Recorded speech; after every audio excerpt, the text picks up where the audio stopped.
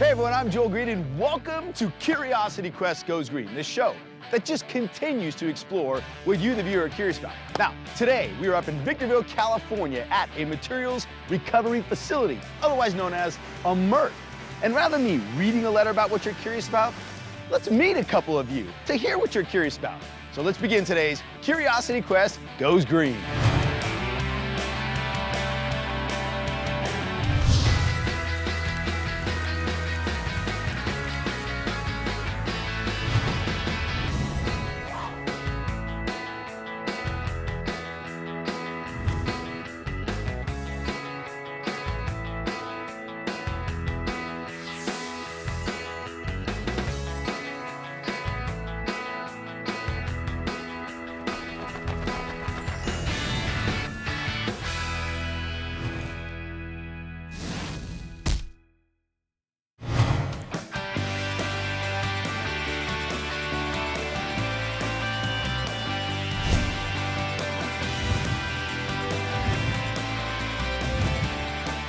By the way, what happens to all the stuff you put in recycle bins?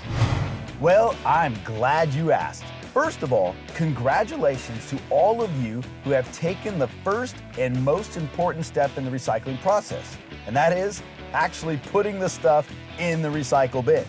Once you've done that, a big truck will pick up all the recyclables you collected at your house or school and bring all those items back to what is known as a MRF, or a materials recovery facility. The truck will tip their loads on the ground where the inspection and separation process begins of all the items that you recycled. By the way, keep up the good work. I'm here with Ed Hunt at the Victorville MRF. Right. Now, Ed, we're standing where? We're standing on the tipping floor here at the Victorville MRF. Now, when you say tipping floor, what are you referring to? I'm referring to that the trucks come in and they tip up and unload their material onto the floor. Okay. Now, trucks, are we talking trash trucks or just recycled trucks? Recycle truck. Okay. Recycle trucks. Trash does not come here, although we do get some trash, but it's the recycle trucks from the surrounding community. Now, and when I look around and when I smell, Yep. you're gonna have to convince me otherwise that this isn't trash. Right. Because it stinks. Well, what that is, that's food contamination. People tend to put food in the blue bins, and what happens there is the food rots. So when it comes in here and it's sitting on the line, you're smelling rotting food. But the blue bins are the recycle bins of our cans, glass, and bottles, and mixed paper and cardboard and those type of recycle items. But people tend to put food in there.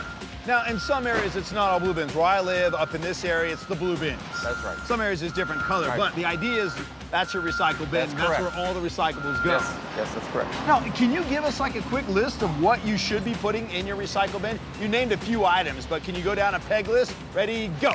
Yeah, you can put cans, glass, bottles, aluminum, tin, cardboard, news, and mixed paper. Not the news like, hi, welcome in, this is Joel Green. No, Not that newspaper. newspaper. All right, Yeah. cool. And what else? You can put plastics in there, small plastic containers. What should we not be putting in our recycle bin in this area? In this area, we shouldn't be putting in food, green waste, animal waste, those type of things. Yeah, that brings me to another question. I've always, I feel myself struggling too. Like, let's just say I have a box, something in a box, and if I take a milk jug and stick it in that box, and take something else, plastic, and putting in that milk jug, am I mixing the materials together?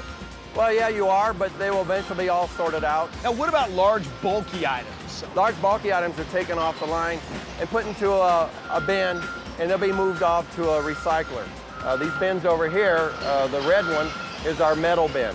Okay. And we'll take the bicycles and the junk metal and dump it in there, and it'll go off to a metal recycler. Should we be putting our large, bulky items like that in our blue bins? No, Oh, okay. no, but we do get them. You do get it, Yeah. but you shouldn't be doing it. No. Bulky item, what does that mean? This big, this big, this? Well, I would think, well, my dad used to say anything bigger than a bread box, but I would think a bulky item would be furniture, mattresses, hot water heaters, washers, dryers, big bulky items. Okay. Tires, those type of things.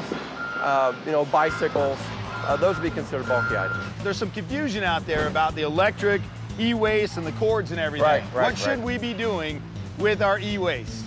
E-waste E-waste is considered your computers, your monitors, your television sets. Electronic waste tends to be hazardous waste. Okay. So that has to be taken to an e-waste recycler or an e-waste collector. So the whole, I'm going to get some clarification here. Just because it has a cord doesn't mean it, Doesn't necessarily mean it's e-waste. It's an electronic device. Yeah. But, you know, microwaves, washers, dryers, those type of things, you know, they have electric motors, they have electric cords, but they have metals in them. metals. So we'll move that off to metals. Okay.